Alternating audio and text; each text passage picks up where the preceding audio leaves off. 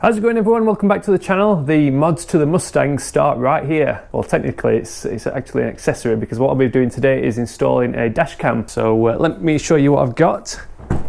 This is what I'm going to be installing today. I've got a Nextbase 212 dash cam. This is one of the older Nextbase models. It's a really basic one. It doesn't have GPS and it doesn't have Wi-Fi, which are two features I'm not particularly bothered about, but that helps keep the price down. Firstly, I got this for about, what was it, about 45 quid off eBay. It's a grade A product, which essentially means that the packaging was slightly damaged. But to be honest, this is the fifth one I've bought of these. I've installed one on my main car, my wife's car, my mum's car and my sister's car, and they've all been pretty much fine. So nice and cheap. I didn't really need the features of GPS or Wi-Fi, so it helps keep the camera compact and keeps the cost down. Like I said, this is the fifth one I've bought. What I didn't realise is that every time the supplier had sent with the packaging a little 10% discount code, and I only found it on the fifth one that I bought, so that was pretty annoying. That I bought 5 of these things. I could have had a 10% discount each time, but never mind.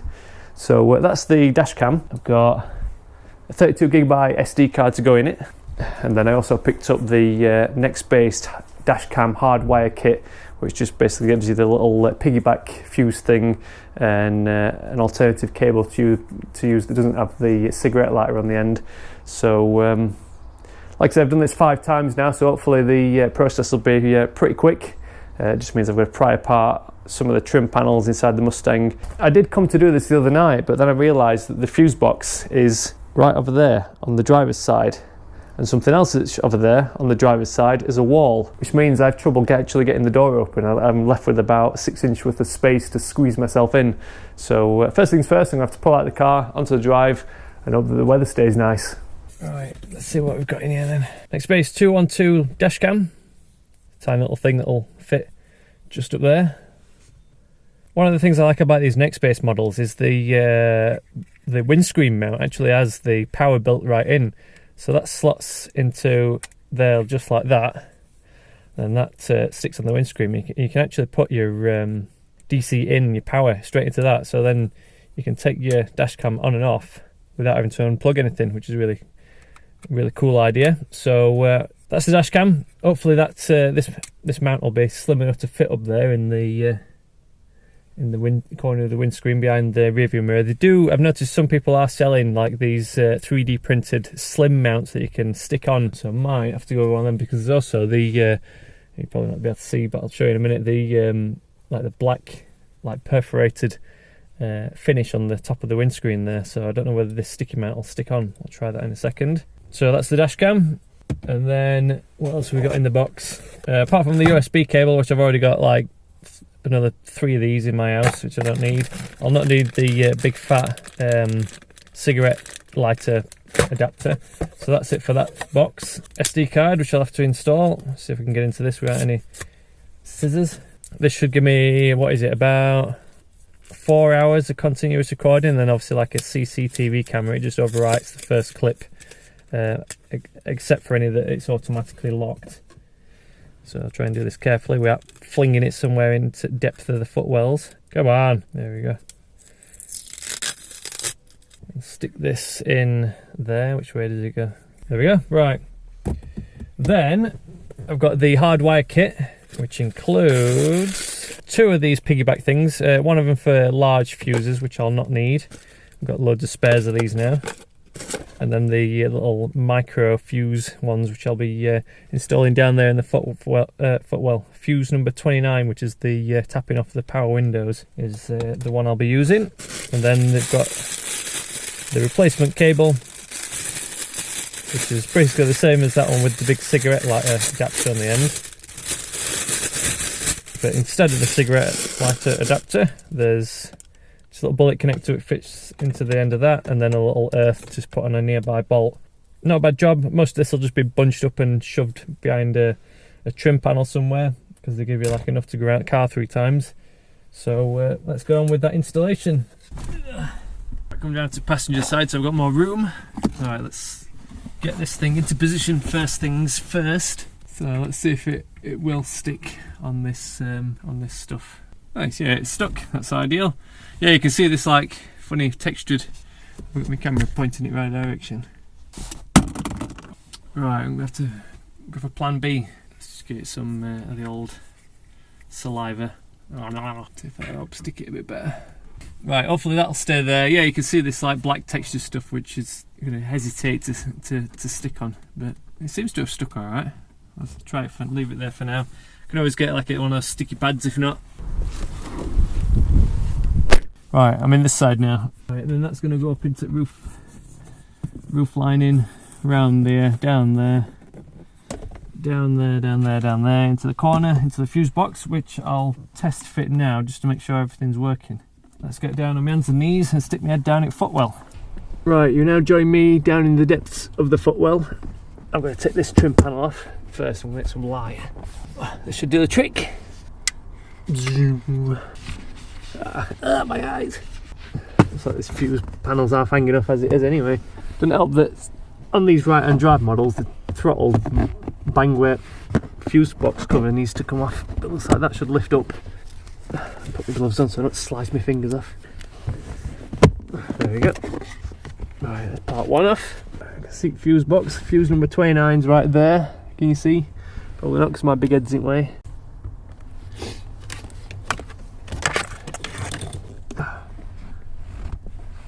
It's like pulling teeth. Oh, that's typical. This is for mini fuses. I need one for these even smaller. These are micro fuses. Right, well that's just my luck. In the kit I got a standard fuse piggyback and a mini fuse piggyback, but I actually need a micro 2 fuse piggyback. So this installation is going to have to be continued after some quick eBay purchases.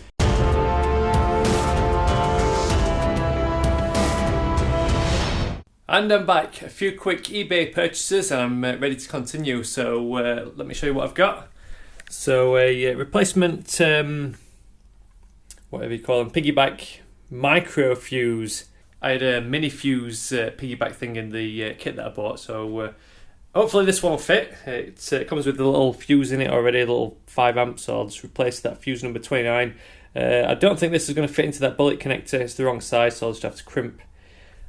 Chop it off and crimp the cable onto it, so that shouldn't be too difficult. And then I also picked up a couple of little LED lights for the reverse lights, because where we live we're at the end of quite a long driveway with no street lights. So when I'm trying to, and I've got to reverse the car into the garage because there's no way I could gauge it, looking forwards. So I have to use the reversing camera because the width of the garage, even with the mirrors folded in, it's literally like an inch either side.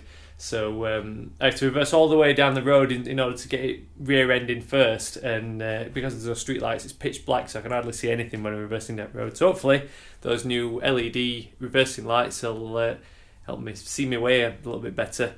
I also picked up, as I mentioned in the last video, there was these clever little 3D printed stealth mounts, which are like a low profile mount for the Nextbase camera, so that'll stick up there and it clips onto the camera. Obviously it doesn't have the power input like the official Nextbase base has, but I'm pretty much going to be leaving the camera in all the time anyway, so anytime I need to take it out I just have to unplug it to remove the camera.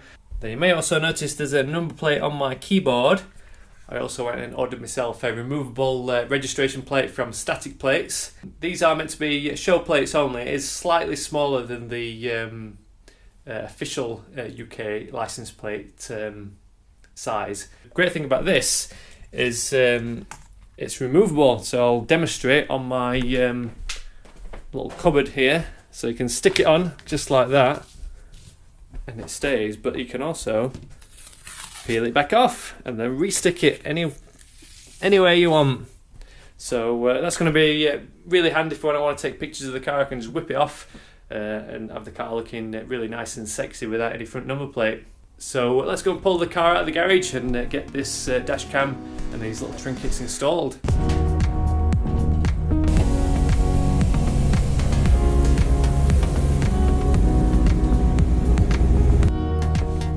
Right, I guess I'll carry on by pulling all this apart again. Got myself a new torch this time instead of using my camera light. Pull this off. Right, can go in there.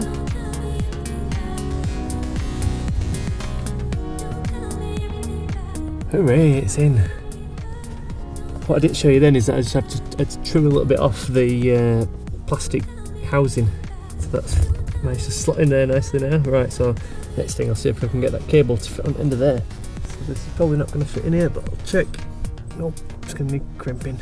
It'd probably be wise to feed it to first, so let's pull all these trim panels off.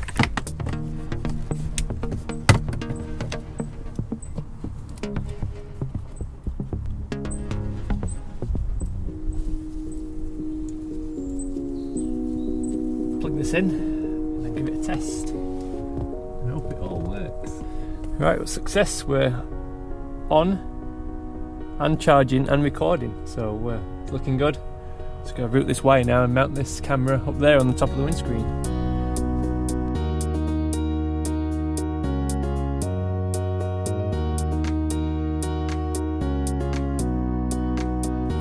Right, my wife's just come out and relegated me back to the garage because she wanted a space I couldn't drive, so hopefully you can still see me. It's a little bit darker now. See this thing, I think it's, what is it, rain sensors for wiper. If I stick it on back of there, that should be quite a neat little install. Still gives me space to move my mirror around, and I can't see it from driver's side, so I think that's the way to go.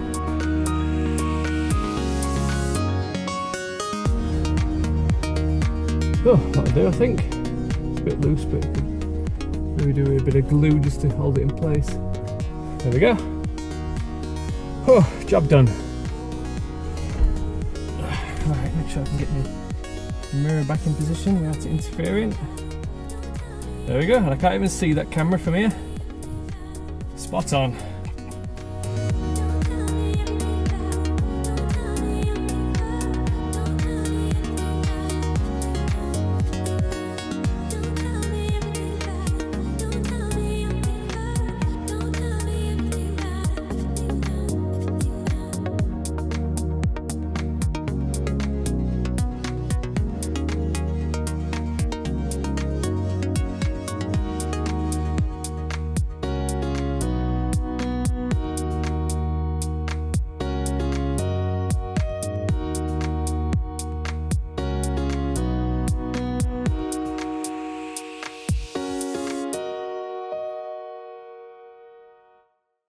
Right, so there we go, first successful mods. I might have to review which fuse I use on that dash cam because it seems to be staying on even when the accessory electrics are all turned off, so I don't know what that's all about. That fuse number 29 is definitely meant to be the like an accessory like fuse that's not on when the engine's off, so I don't know. I have to look that one up, but that new number plate looks really good. It's a shame that they've drilled two great big holes in the middle of the bumper to fit that horrible big black number plate mount, but never mind, at least that smaller plate covers it up and I can whip that off, take some photographs, and I can always Photoshop them two little holes in.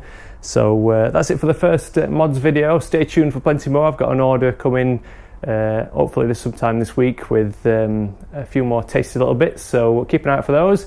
Thank you very much for watching, and I'll see you in the next one.